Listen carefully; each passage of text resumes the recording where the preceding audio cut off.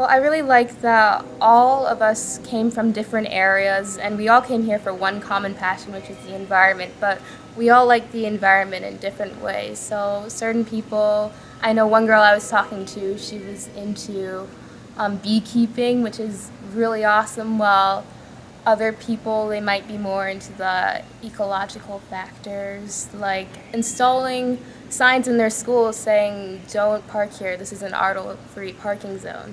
And I just like that we could all connect and get to know each other with different perspectives about the environment. I guess environmental kids are the craziest because there is a great group of kids here. This program has helped me so much with all the things on whole systems thinking, and Doc Henley coming in telling us about his experience. Focus group was the best, Sacred Spaces for the Win. Everything has just been more than I could have ever asked for or hoped.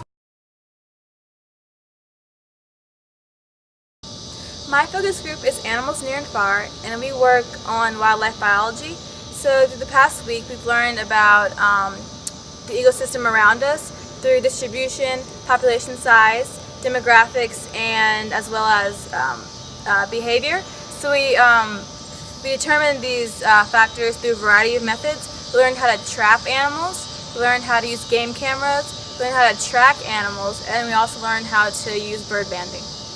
To track a turtle, we trap them. We put a transmitter on their back and we let them go into the water.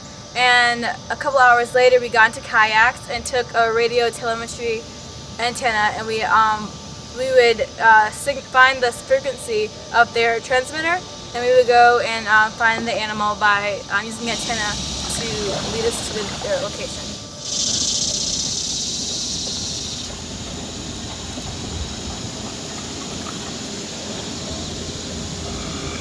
For bird banding, we put up a mist net in the forest, and we played some bird sounds from our iPod, and that would get the birds to come to where the mist net is, and they would capture it in the mist net, and we would take them out and just see their sex and see their size and see how old they are.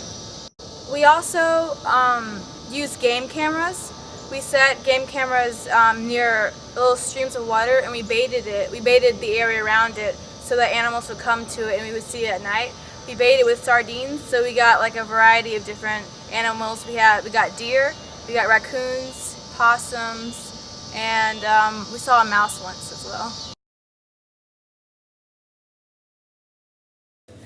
So I was in the environmental education through theater group, and what we did was that we learned about the theater of the oppressed and how you can use it to sort of teach environmental lessons to other people by getting them to think up solutions. I'm the only senior in our drama club, so I was asked to become like sort of the group president. And so part of my job is to make activities that are going Hey guys, what's up? the rest of the student body. And so I think learning how to do something like that gave me a lot of really great ideas for things that we can do in the future.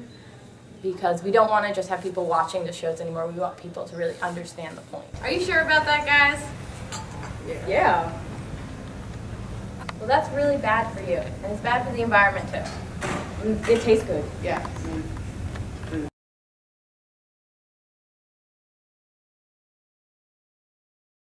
I really found Ben Pryder's speech very effective and helpful for me. I never really listened in on how to actually formulate my environmental issue, like how to come up with solutions to my environmental issues. But he taught me how to do it, and I also liked the interactive workshops we did when we and some other campers got to sit down amongst ourselves and use role playing to act like local community members and finding a solution to a common problem.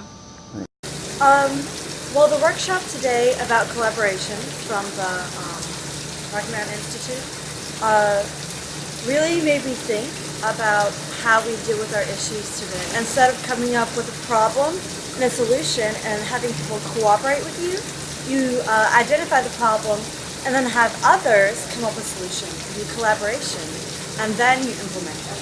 And that's a much better way. Very real to us because it's something that happens every day. And people are so set in their ways that it's really hard to come up with a solution because everybody wants something different and they want something that would benefit them. But today, whenever we did the Dragonfly workshop, we all had compromises and we're happy with what we did. And I think that's really important because that's the way, that's the attitude our society needs to have and doesn't.